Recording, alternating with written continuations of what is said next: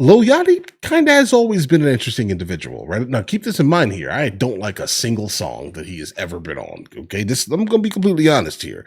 Not a fan of it, but I do appreciate his ability to think for himself and not, the herd mentality. He's not that type of person, right? I like that. But either way, let's go ahead and see what this takes us, guys. I read the title, so I'm speculating he said most likely something about BLM, so we're here for it either way. But let's jump into it. This is a suggestion via Discord, guys.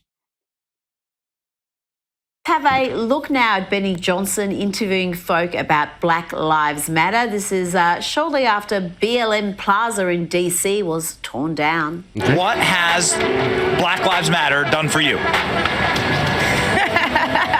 That's a strong question for you to ask, especially me. What Yachty say? All they did was buy mansions. Lil Yachty is a rapper, and he's out saying like they bought a bunch of mansions. BLM was literally a scam. They had bought mansions and. No, that's definitely a scam, 100%. Seven mansions is not the best use of $100 million. Do you see any of that money? No. Did they ever reach out to you and say, "Hey, you're a veteran, we can help you"? Never. They raised $100 million. Did you see any of that? Do we ever see any of it? I ain't see shit of it. The $100 million has not benefited the black community. Alex? Yeah, but it wasn't really about the black community in the first place. Like specifically, if you read the doctrine, you realize that it was specifically about black trans people, almost exclusively. And then somehow they brought in other people for like the visual aspect of things. But it never had anything to do with anything that basically mattered to the majority of the community, guys. But either way. Was there much fallout from the decision to tear down BLM Plaza? We saw some wild emoting in the usual places, the Washington Post and the New York Times, the painful destruction of Black Lives Matter Plaza, and Black Lives Matter Plaza is gone. Its erasure feels symbolic. But beyond that, I didn't see much fallout, not many protests, not many people making a big deal out of it. No one cared, guys.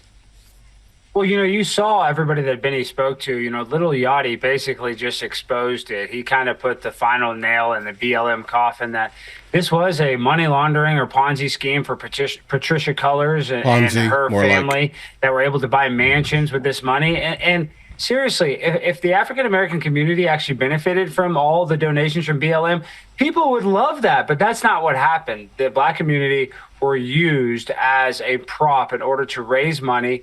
And where that money went, some say that it went to people's, private mansions. Some say that it went to the Biden campaign. So all I know is that marginalized black people in America did not have access to all the money that was supposed to be raised for them. So it was a scam, and now it's been exposed, and it's it feels kind of good to just be able to move on and start a whole new trajectory for helping out the marginalized under Donald Trump, not taking advantage of them to raise money to help out the Biden crime family.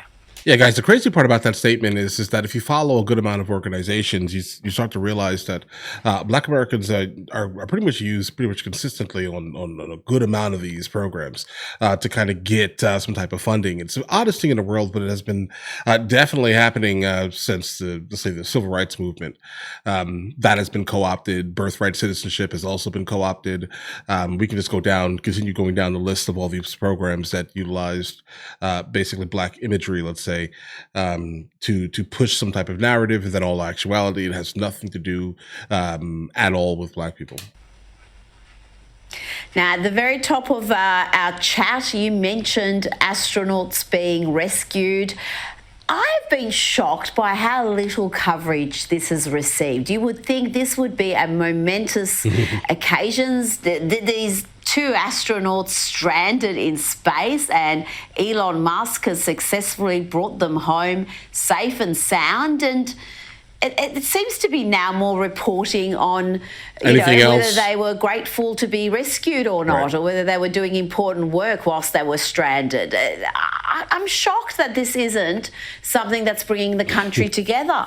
Not at all, because it's Elon Musk.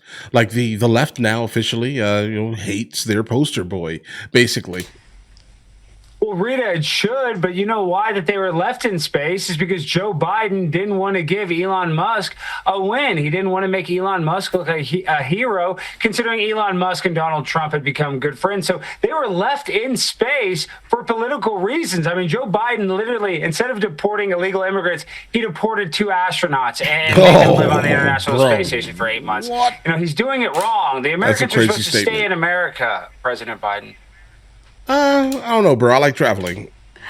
Oh, that is hilarious. But you know what? Elon Musk, I think, is copying even more hate and vitriol and just completely demented commentary from segments of the media than even Donald Trump at the moment. I've, again, been shocked by a man who is, essentially a businessman doing a role assigned to him, being treated like he's, I don't know, some sort of war criminal. It's absurd, but it gives us something to laugh about.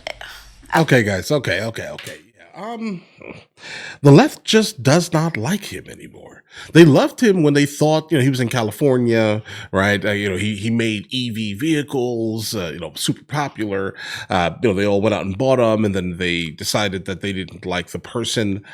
This comes down to something that happens, in a lot of fields of art, let's say, where the artist does something crazy in your mind, right? But you still enjoy their art. It's like that. You can't separate the product or art that's being created, let's say, from the singular individual, from the actual person that you may not specifically agree with.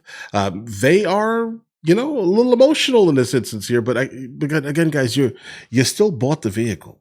It doesn't matter what you do to the used vehicle, bro. I mean, you bought it new, right? You already gave him the money. Everything else is a secondary market.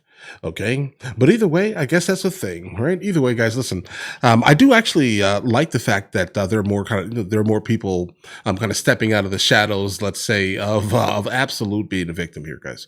In this country, I cannot find, anything that is systematically, specifically keeping me back from places or situations, guys. I don't really see it, guys. I mean, I live in an area that, while I'm in the United States of America, at least, yeah, I'm probably one of the 2, let's say, deeply melanated individuals within my zip code. One of the 2, 3 potentially, guys.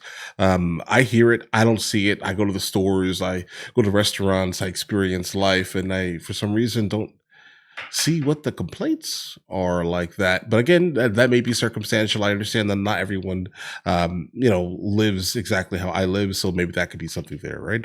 But I'm just definitely glad that there are more people kind of speaking about the ridiculousness of BLM in the first place. It had nothing to do with Black people en masse at all, guys. I mean, if you're going to utilize the face of Black people, it should probably benefit Black people as a whole, not specifically exclusively Black trans people, because that's what they only cared about, guys. So keep that in mind. But either way, you guys all have an absolutely amazing day. Enjoy your day thoroughly.